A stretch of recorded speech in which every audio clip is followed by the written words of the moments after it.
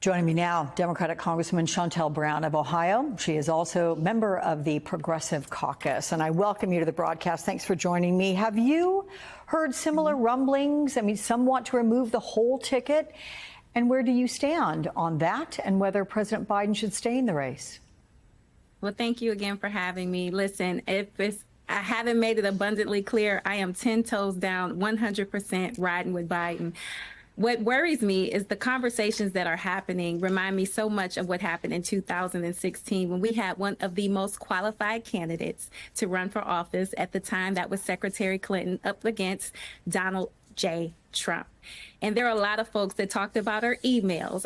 And if emails were all we had to worry about today, that would be a blessing. But here we are today questioning whether or not we should support a candidate who has really delivered transformational legislation in 3.5 years. He's accomplished more in his time in office with the support of a woman who has been working alongside of him this entire time. So for me to have a discussion about a decision that he has already declared seems futile. So for me, he is the nominee. He has said it multiple times and he said it with his chest. So now it's time for us to stop worrying and to start working. The man has made a decision. Until he decides otherwise, then that is the nominee. And the other thing I think that is important to point out, I mentioned there is a system, a process, a protocol in place. God forbid, should something happen to the president, he has a number two, and it is called the vice president. And her name is Kamala Harris.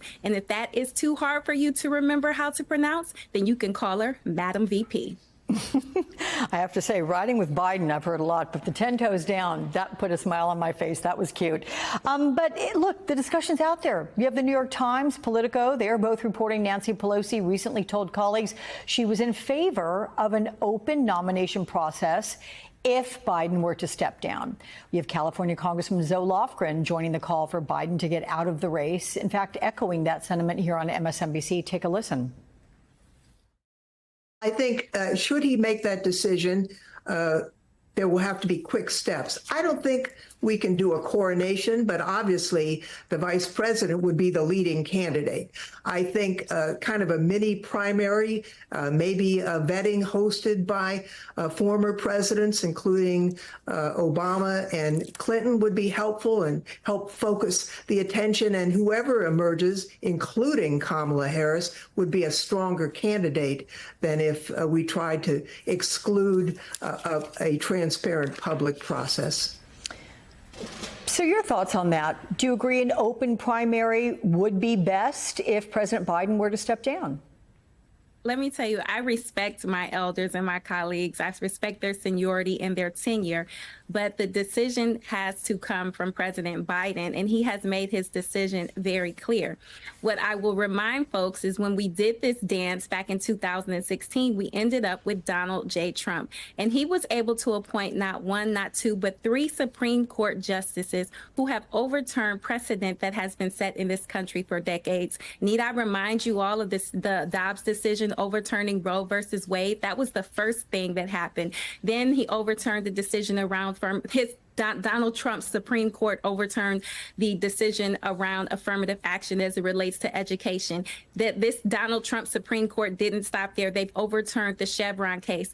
There are so many things that are happening as a result of Donald J. Trump's 2016 election because we did not unite and stand together behind our Democratic nominee. So what I am respectfully requesting is folks to recall what happened when we did this dance in 2016. It's not an easy process. So to sit up here and to say, if the what if and the hypothetical game, that's not something I'm interested in. What my constituents are calling me and saying is, how do we move forward? How do we help the president win? Because what they realize here in Ohio is that a Donald Trump, J.D. Vance presidency and vice presidency would be detrimental to women. These are two people, specifically J.D. Vance, who opposes an abortion. He supports a national abortion ban with no exceptions. And Ohio is the state where we had a 10-year-old rape victim who had to flee the state to get the care that she needed. So this is very, very familiar territory and very real for Ohioans. We are in a place where we're like, okay, the Democratic nominee has been set. Let's go win. Let's make sure we keep Donald Trump and J.D. Vance at the highest office in the world. Let me ask you about the down ballots, though, with the concerns, some stemming from Montana Senator Jon Tester calling for Biden to withdraw. Tester's in a very competitive race to hold his seat. In fact, in Lofgren's letter to Biden, she said his candidacy could potentially impact House and Senate races. Are you worried about Biden's impact on down ballot races? What I'm worried about is if Donald Trump and J.D. Vance get in office and they start to implement Project 2025, which again would institute and put forth a national abortion ban. There is a war on women happening, and they're not being shy about it. This is not hyperbolic speak. This information is widely available on the internet and in print. And what I would caution some of my colleagues is if polling was the sole indicator of how a presidency or a campaign would turn out, then I wouldn't be sitting in Congress. I was 35 points down, Alex. So I understand how it feels when people underestimate you, when they discount you or think you are not capable of winning a race. Polls are a snapshot in time. They are not the sole indicator of the future. If we had solely won on polling, then Hillary Clinton would have won. So I want people to recognize that we have time to get it together. We have time to make sure that the voters are informed about the real threat, and that's Donald J. Trump, J.D. Vance, and their Project 2025. Okay, putting an exclamation point on that, Democratic Congresswoman Shontel Brown of Ohio, thank you so much for joining us.